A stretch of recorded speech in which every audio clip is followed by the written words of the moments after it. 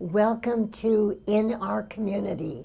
I'm Suzanne Barnett, your host, and I'm so pleased to introduce my very talented guest, and her name is Bhavna Misra, who is an independent artist, an illustrator, and an art educator.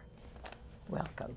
Get through this. Thank you. Now, I'm so pleased to have you. This is show number 2. So we are just going to continue. But I think we need to sum it all up that, will you tell us? You tell the audience what you're about. Sure. As far as art making is concerned, for me, it's a process that can be broken down into smaller steps, and each step has its own life, its own development process, and finally, when we reach to the finishing stages, it's an emotional response for any other artist, to feel the happiness to finish a piece, as well as to feel the sense of departure that I won't be working on this piece anymore. So I always kind of have this, these two things struggling whenever I'm making something. Well, the thing is that I want to tell our viewers, excuse me, is that you are a physicist and an electrical engineer. How did you switch from such a left brain profession to a right brain? How did that happen? Such a good question. I feel that our perception of having these two, completely compartmentalized, separated areas into something which is always connecting one part to another. What happens is, how we perceive science as, something which is very process-oriented or step-by-step, or follows some certain rules, as opposed to art being, something where there are no certain rules, or you are free to break rules, or a totally different vibe. But in real sense, once you are into in either of the fields, that you get to realize that there is certain beauty to your concepts, or there are certain rules which have been made around something which is so beautiful that there are no words to explain it. On the other hand, when you are making art, it's to very primal levels, when you are mixing paints or trying to get a certain kind of color on your palette, there is a science which is working behind it, which can further be broken down into warm temperatured colors or cool palettes, and cool and warm again breaks down to Kelvin temperatures, higher temperature, lower temperature. So see, science right there. And if you are, to get a whole picture, I guess all of us are always using, the information which sometimes we know the names of, and we know what we are doing. Sometimes we do it without knowing, but we are always using science with some sprinkling of art, and art with. Well, I've got a couple of questions because I was on your webpage. Excuse me. And you're such a prolific artist. You really are. And why do you love art so much? I like to say that this is something I do because that's the only thing I'm good at. It's hard to believe you're a wonderful mother of your 2 children and your wonderful wife. Come on. But you're very modest. It's something that I cannot imagine my life without. It's not only something which is a profession, it's also a way of life. Our lives have been changed because of it. I'd say when you make art, or in fact, when you make anything, it's you have to give your 100%.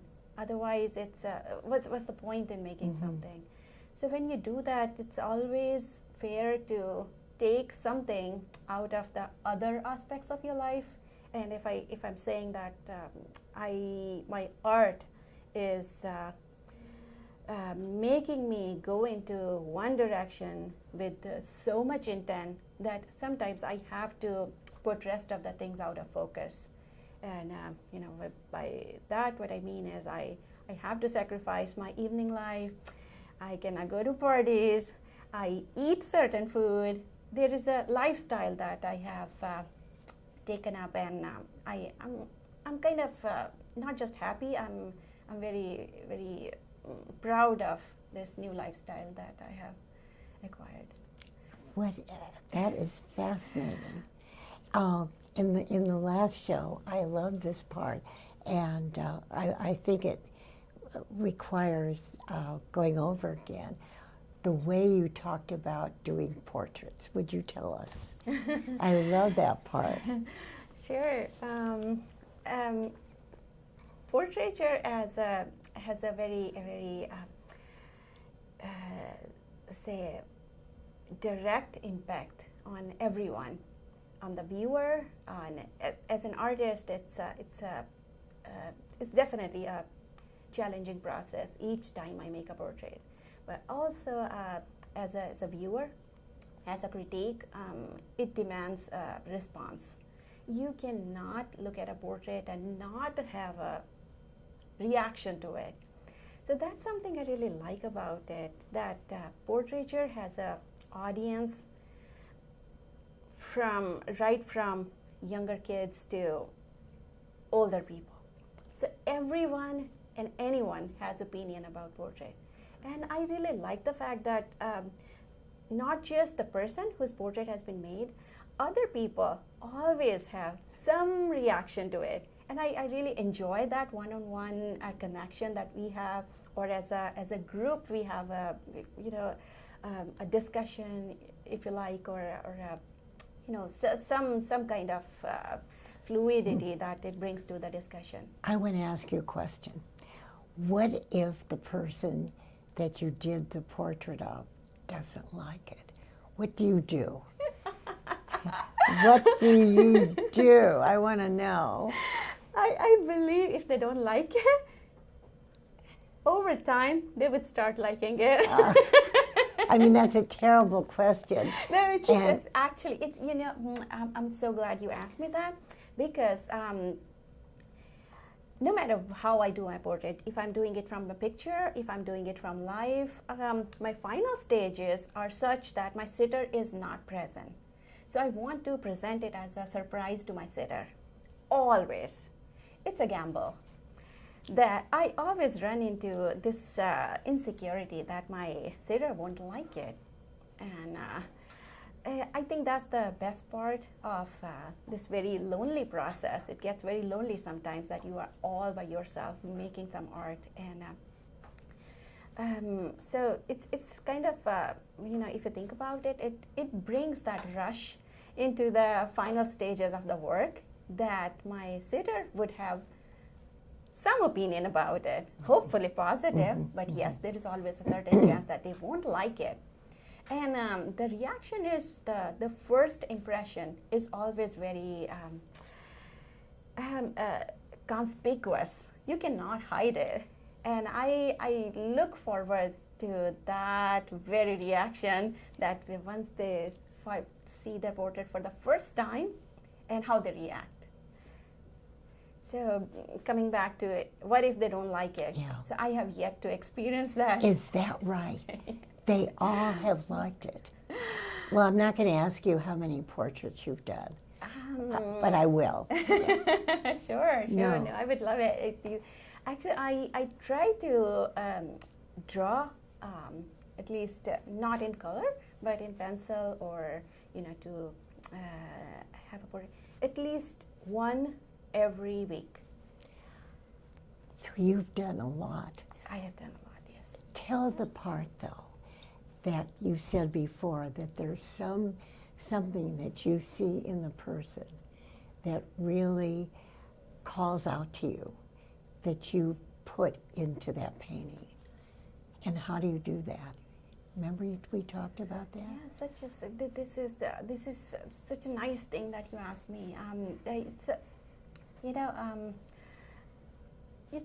think it has something to do with the connection that you make with the person that you are making a portrait of. And there is a point when it's more like any relationship. When you have with someone, there is certain thing about that person. Sometimes you can put a finger on it, sometimes you cannot. Sometimes you just know that you like somebody. So it's just like that. So I keep in mind that if I'm meeting a person for the first time, for example, and that person I haven't met before, is not my friend, not a relative, or I try to see what is that something which made a first impression on me. And as we talk about the process, as we set up to do the photo shoot, or we choose to meet, afterwards to do different sitting, or I always like to keep in mind that that very first thing that moved me. And then that's my starting point. And as I get to know that person more, I prefer not to, let's say, know more about their exteriors and the exterior qualities, where they work or how old they are, or where they stand as such. So I try to keep it as neutral as possible, and then I start to build around it. And sometimes, I have to know that, who they are, because sometimes they want something in their background, or they want to show something. If it's a doctor, they probably want to show their white coat, or those. Apart from those things, I try to start from the core of their personality, and then I go externally. And I feel that because of this approach, because I don't run after the likeness kind of follows it. I just can't think. I'm an artist, but I can't. I design. I can never do a scene. I could never do a portrait. So to me, that's just so impossible.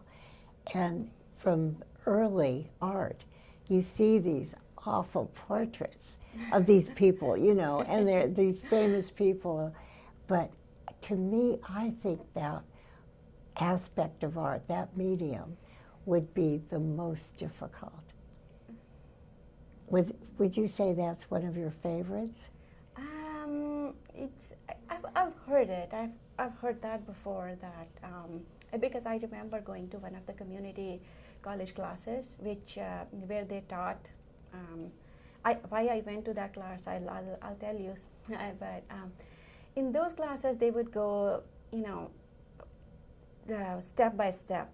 You learn this first and that, and then so our final exam was on portraiture, and that got me thinking that why is it so? And my instructor said, obviously because the portraiture is the hardest genre, and we cannot teach you right.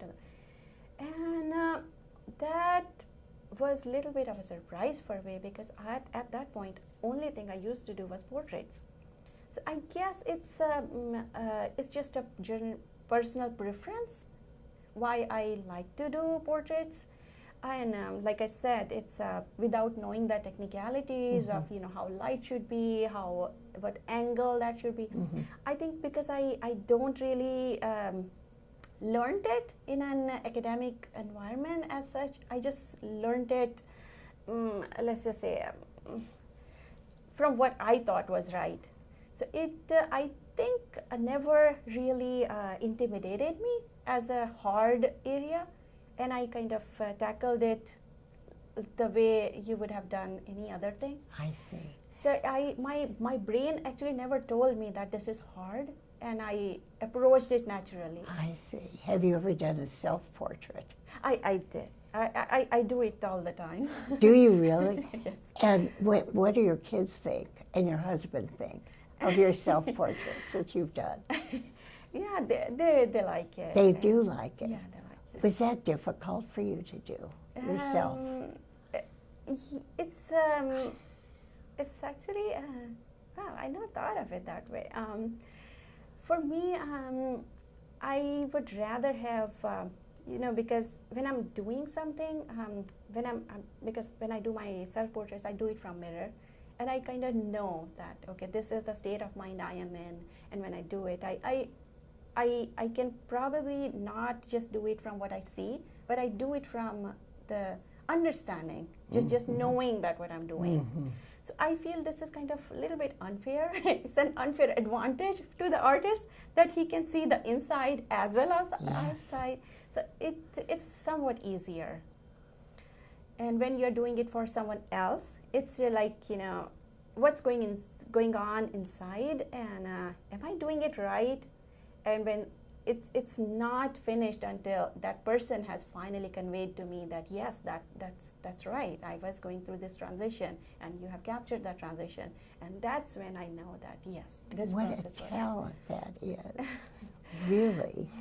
And so tell the story about when your father took you through the jungles. Oh, okay.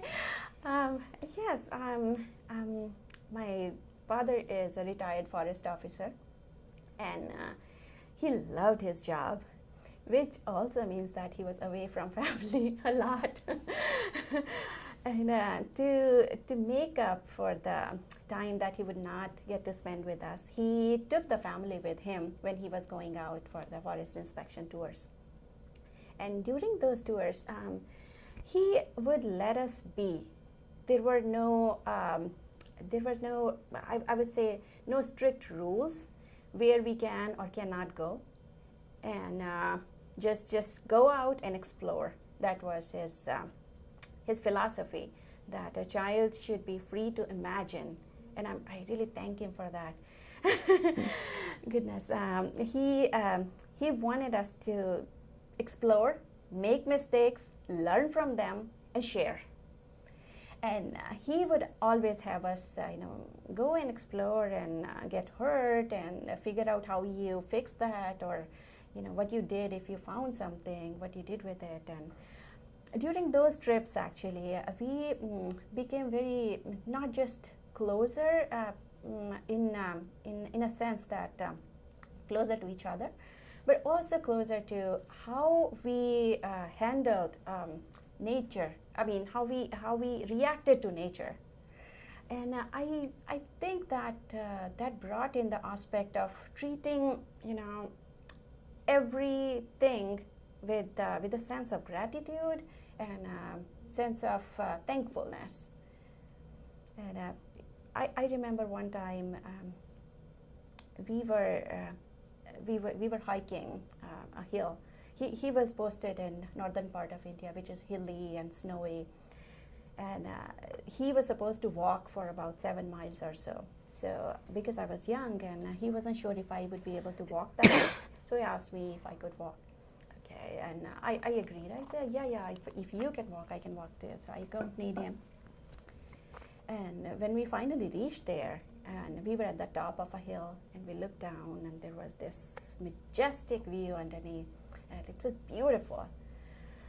And so my dad asked me, "What do you see?" And I told him that I see something which I would not have otherwise seen if I had not took up this challenge of walking, hiking all these miles. And he said, which I would never forget, he told me, to achieve something, make sure you work hard and give back. And at that point, I probably didn't understand because I was tired. But when I look back at it, I feel very, very extremely thankful.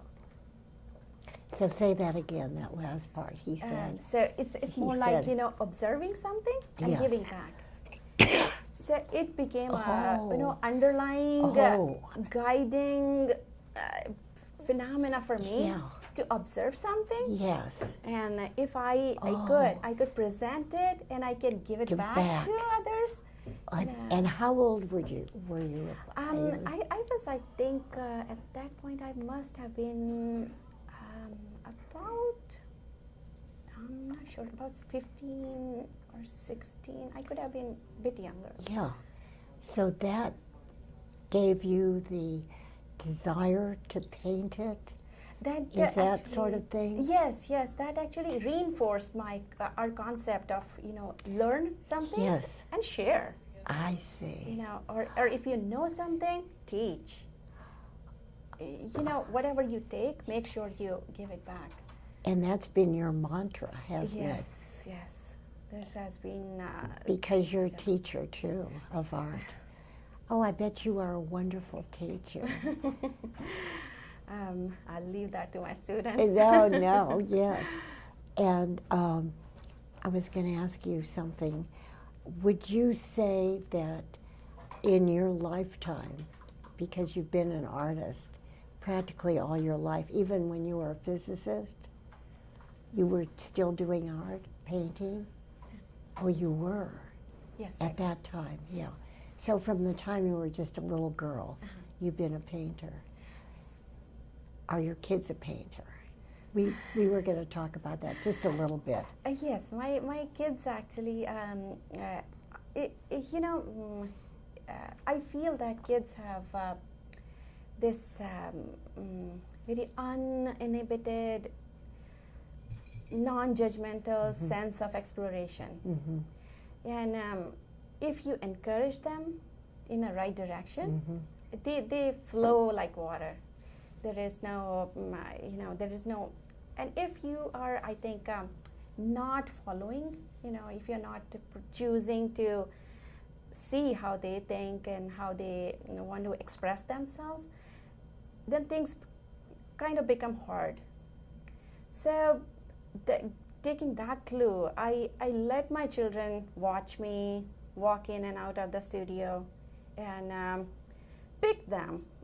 I have them pick whatever they want to, any media, any style, any art form, and I give them a little bit of push only when if I feel it's necessary or if they ask for it. So they're both artists. They both make art, yes, and it's very nice to see that they both have their own styles. Yeah. Which is way different than what I do, and they make it, as a supplement to some of their other works, and sometimes they use it as a channel to express or to surprise, and it's. Or to keep, to very basic level, just to keep themselves busy. So it could be it's an all art family. What about your husband? Is he a painter too? I wish I could say that, but he doesn't want, probably he won't want me to say this, but I feel he has a very beautiful way of how he treats others. It's wonderful to see him, treating other people with so much respect, so much compassion. It's beautiful, and I feel that it's if he wouldn't have given us that kind of environment, rest of the things probably would not have blossomed the way they do. You are a very happy person. Yes. Aren't you? Yes. As long as you can always do your art. Would you mind giving your webpage or how we can get in touch with you? Yes, sure. It's my website is my first name, my last name as one word.com. So it's BHAVNAMISRA.com. Or do it again. Sure, it's bhavnamisra.com, or easier would be if you just Google my name and my website will come up. because your web page is divine. Because I didn't know anything about you, but you know, thanks to our technology, and I got on your web page. I thought, my God, this is a lot of art, and that's nothing compared to all these years. Yeah, yeah. Yeah, now good thing you say this, because it's my technical background comes in handy. I can change my website on my own, and I see that some of my artist friends, they don't have the technical knowledge to keep up a website, although they have a lot of work that they want to share. But so you see how the science is blending with art. Yes. And yeah, I would encourage, if any of your viewers want any kind of help, you know, getting their website up and running, I do that for free. I really enjoy You do doing it for free. Yes. Oh. And most of my classes, unless Yeah. otherwise it's something too heavy on technology, or you know, it requires some kind of softwares and stuff, most of my classes are free, and I enjoy doing it. That's why I do it. What do you do for fun? That's my final question. Okay. What a yeah. dumb question. I'm just being facetious. I am. Yeah, I feel that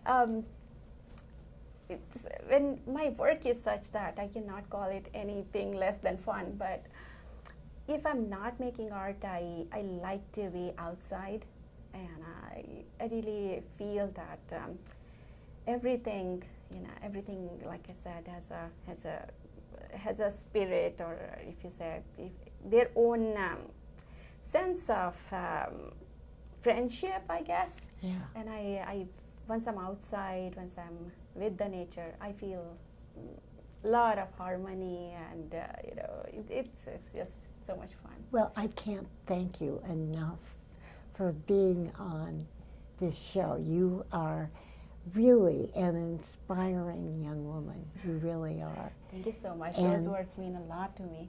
Oh, no, I mean that with all my heart. I really do. And I only wish you and your family the best of health. And you're so successful now, but I hope it continues. Thank you so much. And I would love to have you on Suzanne's Studio, which is my production show. Okay. Yeah. All right. Wonderful. Thank I you. look forward to it. Thank you so much. Thank you so much. And I Pleasure. want to thank our darling Robin, who, this is such a fun TV show, Robin. Thanks to you, too. And Marc Potter, our producer, and our wonderful station, KMVT. And you know what? You know what? I can't wait to see you next time. Bye-bye to all my viewers. Thank you. Thank you. That was You fun. are unbelievable. Go on. No,